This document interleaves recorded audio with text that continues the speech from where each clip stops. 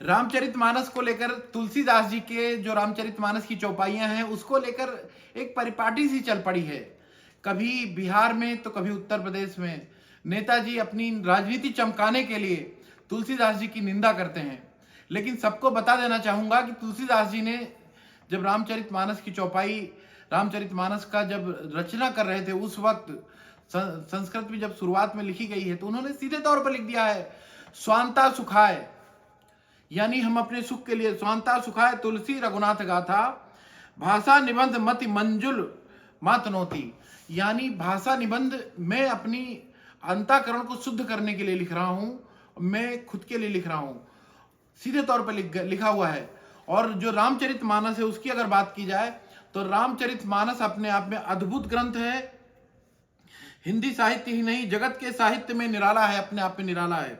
और इसको जोड़कर ऐसा ही सर्वांग सुंदर उत्तम काव्य लक्षणों से युक्त कहा जाता है। इसमें पद्यांश है, इसमें संस्कृत के श्लोक हैं, इसमें सोरठा है, इसमें छंद है, इसमें दोहे हैं, सबका वर्णन किया गया है। इसमें एक आदर्श राजा, एक आदर्श गृहस्थ, एक आदर्श पिता, एक आदर्श पुत्री, एक आदर्श पत्नी, एक आदर्श भाई, और उसके साथ में यह भी दिखाया गया कि सत्य के मार्ग पर चलने वाला किस तरह जीतता है।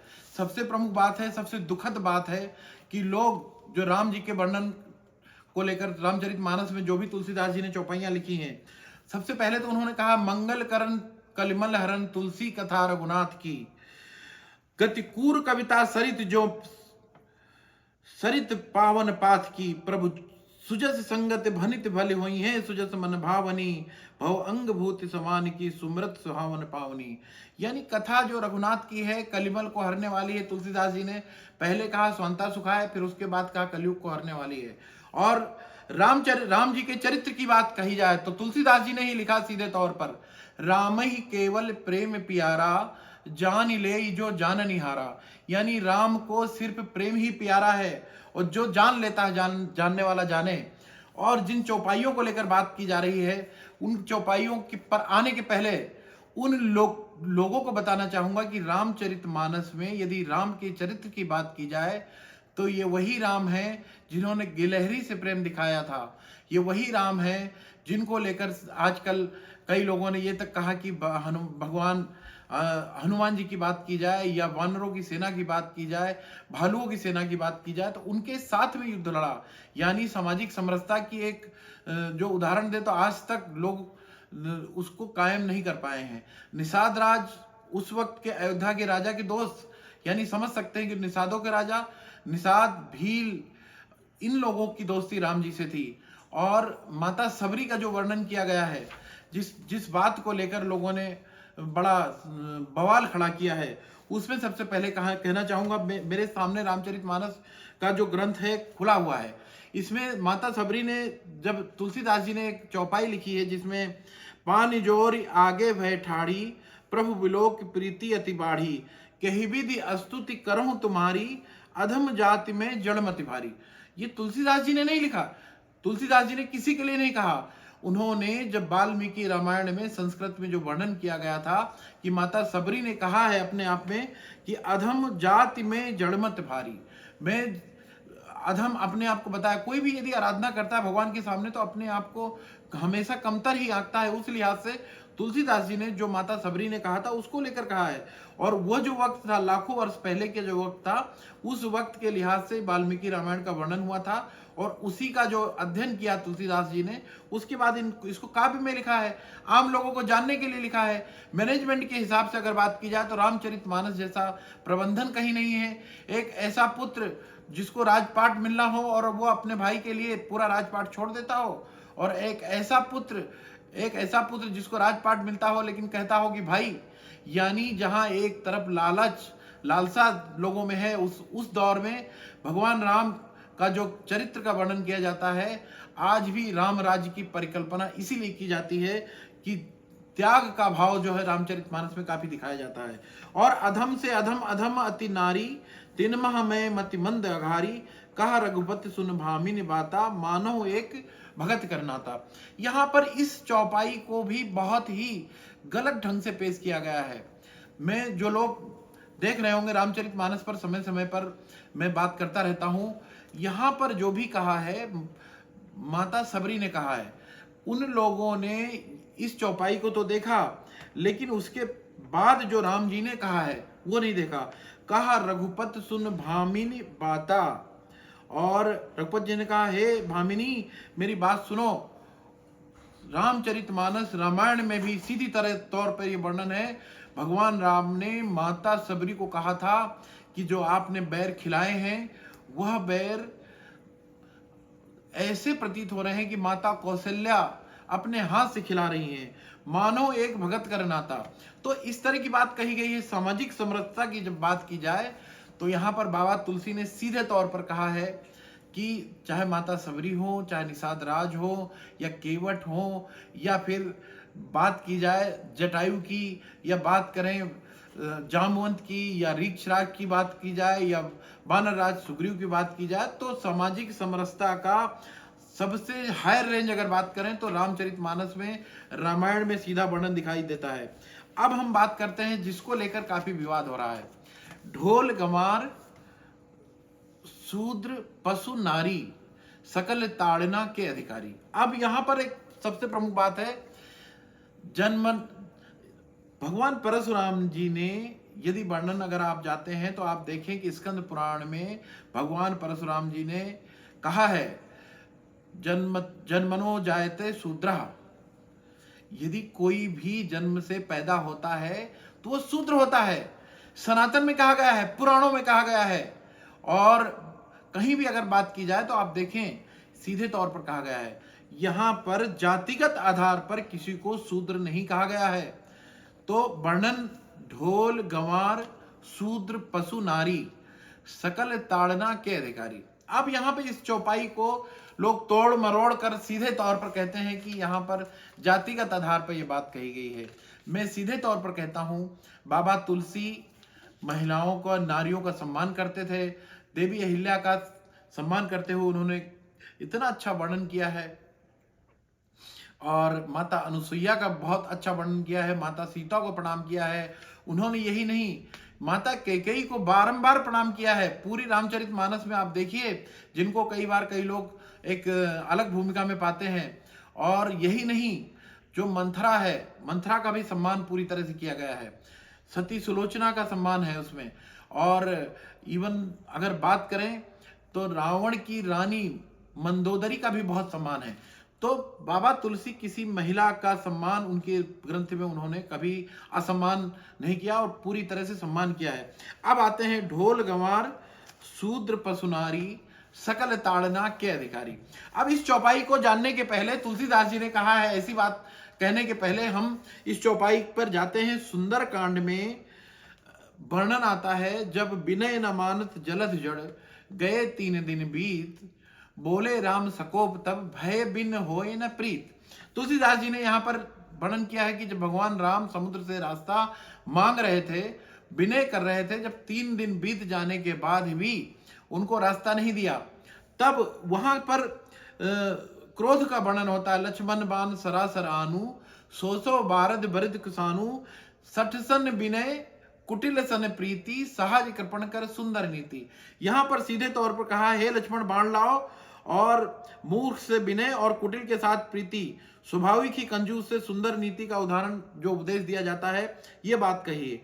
और यहाँ पर असकहि रघुपति चाप चढ़ावा, यह मत लक्ष्मण के मन भावा, संधान्यो प्रभु बिसखि कराला, उठी उदधि उर अंतर ज्वाला। और फिर यहाँ पर जब देखते हैं कि समुद्र के सामने भगवान राम का जो वर्णन है, उन्होंने जब बाण सुखाने के लिए जब बाण उठाया, उस दौरान समुद्र निकल कर आए, और उस पर कहा गया है, तुलसीदास जी ने कहा है, काटे पे कदरी फरे कोटि जतन को सींच। यानी केले का पेड़ जो है ना, काटने के बाद ही फल देता है। कोटि कोटि बार आप उसको सिंचाई कर लो, खाद दे लो, नहीं आता। और विनय न मान खगेश जन डांटे पे नौनीच। यानी यहाँ पर तुलसीदास जी ने यहाँ पर बात अपनी पूरी करी।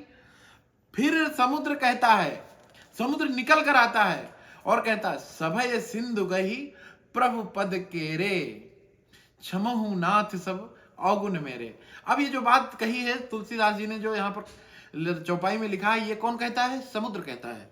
और तव प्रेरित माया उपजाए, षष्ठ हेतु सब ग्रंथन गाए, प्रभु आये सुजहि कहा जस आई, सो तेहि भांति रहे सुखलाई, प्रभु भल कीन मोहि सिख दीनी, मर जादा पुन तुम्हारी कीनी, ढोल गंवार शूद्र पशु नारी, सकल ताड़ना के अधिकारी।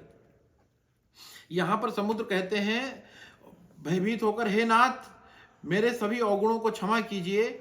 आकाश, वायु, अग्नि, जल और पृथ्वी, इन सबकी करनी स्वभाव से ही जड़ है। यानी समुद्र ने कहा कि देखिए मैं समुद्र हूं और मैं स्वभाव से ही जड़ हूं, चूंकि पानी है, एक तालाब है, हम जड़ की श्रेणी में आते हैं। और आपकी जो प्रेरणा है उसी माया ने सृष्टि के लिए उत्पन्न किया है। सब ग्रंथों में यही गाया गया है। जिसके लिए स्वामी जैसी आज्ञा है उसी प्रकार से मैं सुख पाता हूं। यानी जो विधि का विधान है, समुद्र है, तालाब है, पेड़ है, कुआं है, इनको जड़ की श्रेणी में माना गया है। और प्रभु भल कीन मोहि सिख दीनी, मर जादा पुनि तुम्हारी कीनी। समुद्र ही कहते हैं प्रभु आपने अच्छा किया जो मुझे शिक्षा दंड की दी, किंतु मर्यादा जीवों का स्वभाव भी आपकी बनाई हुई है। अब देखिए मर्यादा जीवों के स्वभाव की बात कही है, किसने कही है? समुद्र ने कही है, जो कि वाल्मीकि रामायण में जिसका वर्णन किया गया था, तुलसीदास जी ने उसको काव्य में कहा है। उस काव्य में कही घटना को लेकर सियासत की जा रही है। रामचरितमानस एक परम ग्रंथ है। रामचरितमानस एक ऐसा काव्य है जो कि आज भी लाखों परिवारों का लालन पालन करता है। कहीं लोग सुंदरकांड रामायण की मंडलियों के माध्यम से करते हैं, कुछ लोग राम कथा कहते हैं, तो उसमें लाखों लोगों का रोजगार चलता है, तरह तरह का प्रबंधन मिलता है राम कथा के माध्यम से। तो यहां फिर से कहूंगा, ढोल यानी बजाने वाली ढोल, गंवार, गंवार को देखिए, गंवार शब्द किसी ऐसे व्यक्ति के लिए नहीं कहा गया है कि जिसको लेकर सामाजिक विसंगति फैलाई जाए। गंवार मतलब गांव का व्यक्ति, रहने वाला गांव का व्यक्ति, जो गांव धनवार, वह व्यक्ति जो गंवार है, गांव धन, अगर उसको संधि विच्छेद करेंगे तो सीधे तौर पर नजर आएगा कि गांव का व्यक्ति है, और गांव का जो अनपढ़ व्यक्ति है उसको गंवार कहा गया। ढोल, गंवार और शूद्र। जन्म तो जायते शूद्र, कोई भी दुनिया का व्यक्ति यदि जन्म से पैदा होता है तो शूद्र होता है। सुदेश तिवारी ब्राह्मण कुल में पैदा हुआ, लेकिन जन्म से तो वो शूद्र था। तो इसमें यदि कोई जन्म लेता है, कई लोग अपनी अपनी बात रखते हैं कि शूद्र को नजर रखने की जरूरत है। जातिगत आधार पर तुलसीदास जी ने कतई नहीं लिखा। जो बाबा वाल्मीकि जी ने लिखा हुआ था, वाल्मीकि ऋषि जी ने लिखा था संस्कृत में, उसी का वर्णन यहां पर किया है। जन्म तो जाए तो शूद्र, यानी जन्म से व्यक्ति, यदि कोई बच्चा पैदा होता है, एक दिन का बच्चा यदि पैदा होता है तो उस बच्चे को नजर रखने, ताड़ना तो पड़ता है। ताड़ने का मतलब मारना नहीं है। आप बोलते हैं जरा ताड़ के रखना, आपका जानवर वहां पर है। खेतों में आज भी गांव में बोला जाता है, ढोल, गंवार, शूद्र, पशु यानी जानवर, उसको ताड़ के रखना पड़ता है। नारी, अगर नारी की बात कही जाए, यदि घर में कोई नारी है, अब उस वक्त मुगल काल चल रहा था, दुनिया को पता है मुगल काल में क्या हो रहा था। घर की महिला का, नारी जो हमारी मातृ शक्ति है, बहन शक्ति है, बेटियां हैं, उन पर नजर रखने की बात अगर समुद्र ने कही हालांकि, लेकिन तुलसीदास जी ने अपनी चौपाई में लिखा है तो वाल्मीकि रामायण से लिखा है। ढोल, गंवार, शूद्र, शूद्र मतलब हम आप सभी लोग हैं। जिस दिन पैदा हुए थे जन्म तो जाए थे शूद्र। तुलसीदास जी एक बहुत गूढ़ रहस्य के साथ में रामचरितमानस की चौपाइयों को लिखते हैं। उसको लेकर सियासत नहीं होना चाहिए। और ढोल, गंवार, शूद्र, पशु, नारी। पशु यानी जानवर यदि आप खेत के पास छोड़ के रखते हैं, उसको ताड़ कर नहीं रखेंगे, देख कर नहीं रखेंगे, नजर नहीं रखेंगे, तो फसल को चर जाएगा। इसमें कहां गलत है?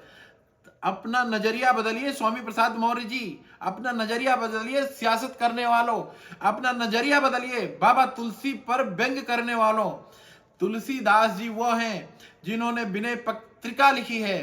तुलसीदास जी वो हैं जिन्होंने कवितावली लिखी है। तुलसीदास जी वो हैं जिन्होंने ग्रंथावली लिखी है। तुलसीदास जी वो हैं जिन्होंने रामचरितमानस को लिखा है। तुलसीदास जी ने अगर बात करें तो छंद, सोरठा, चौपाई, इनका जो मिश्रण है, उसके साथ साथ में तुलसीदास जी ने हनुमान चालीसा का वर्णन किया है। तुलसीदास जी ने हनुमान चालीसा, आज बच्चा बच्चा हनुमान जी की भक्ति करता है। यदि समाज में समरसता पैदा करने का काम कोई ग्रंथ महत्वपूर्ण तरीके से करता है तो उस ग्रंथ का नाम है रामचरितमानस। और हमने जैसा कहा कि ढोल गंवार शूद्र पसनारी सकल ताड़ना के अधिकारी, यहां पर शूद्र का अर्थ किसी भी तरह से किसी जातिगत आधार पर नहीं है, ब्राह्मण क्षत्रिय वैश्य के लिहाज से बिल्कुल नहीं है। जन्म तो जायते शूद्रा, यानी जन्म से हर व्यक्ति शूद्र होता है। भगवान परशुराम जी ने श्रवण कुमार को कहा है। ये सीधे तौर पर अगर आप गूगल करेंगे तो मुझे लगता है वीडियो भी दिख जाएंगे बहुत सारे। मैंने देखा है कि परशुराम जी से जब श्रवण कुमार मिलते हैं, परशुराम जी को प्यास लगी होती है, वो अपने माता पिता के साथ रहते हैं। श्रवण कुमार जी कहते हैं कि हम एक शूद्र कुल में पैदा हुए हैं, हमारी माता शूद्र है। तो उन्होंने नाराजी व्यक्त करते हुए कहा है कि हे श्रवण कुमार, आप माता पिता के सेवक हैं और श्रवण कुमार हैं, और कभी अपने आप को नीचा मत मानना। और शूद्र की बात हुई तो जन्म तो जायते शूद्र, हर व्यक्ति जन्म से शूद्र होता है, इसको जातिगत आधार पर कतई ना देखिए। और भगवान राम के बारे में अगर बात की जाए, सामाजिक समरसता की बात की जाए, तो गिलहरी को भी वो प्रेम करते हैं, जटायु यानी पक्षी को भी प्रेम करते हैं, गिद्धराज को प्रेम करते हैं, वानरों से दोस्ती रखते हैं, भालू से दोस्ती रखते हैं, निषाद राज जिसको लेकर आजकल सियासत होती है, आदिवासी एसटी, देखिए निषाद राज से दोस्ती थी, आदिवासियों के माध्यम से ही तो उन्होंने, केवट की बात की जाए, निषाद और जो चित्रकूट का जो क्षेत्र है आदिवासी भाइयों के बीच में तो रहे हैं, उनका अपना स्नेह था। इसलिए इस पर बिल्कुल सियासत नहीं होना चाहिए। और जितनी भी चौपाइयां तुलसीदास जी ने लिखी है, अगर कहीं कुछ जिस तरह की बात आती है तो हो सकता है उस समय के लिहाज से हो, लेकिन इस पर सामाजिक समरसता खराब हो जाएगी। जातिगत आधार पर या धर्म के आधार पर अगर बात करें तो ऐसा कोई बात तुलसीदास जी ने रामचरितमानस में नहीं लिखी जिसको लेकर सियासत की जाए। रामचरितमानस एक परिवार को, सामूहिक परिवार को चलाने वाला ग्रंथ है। रामचरितमानस लोगों के अंदर भक्ति का भाव प्रकट करने वाला ग्रंथ है। रामचरितमानस एक प्रबंधन वाला ग्रंथ है कि किस तरह से छोटे लोगों के साथ मिलकर भी युद्ध को जीता जाता है यदि आपका मार्ग सच्चा हो। जय श्री राम।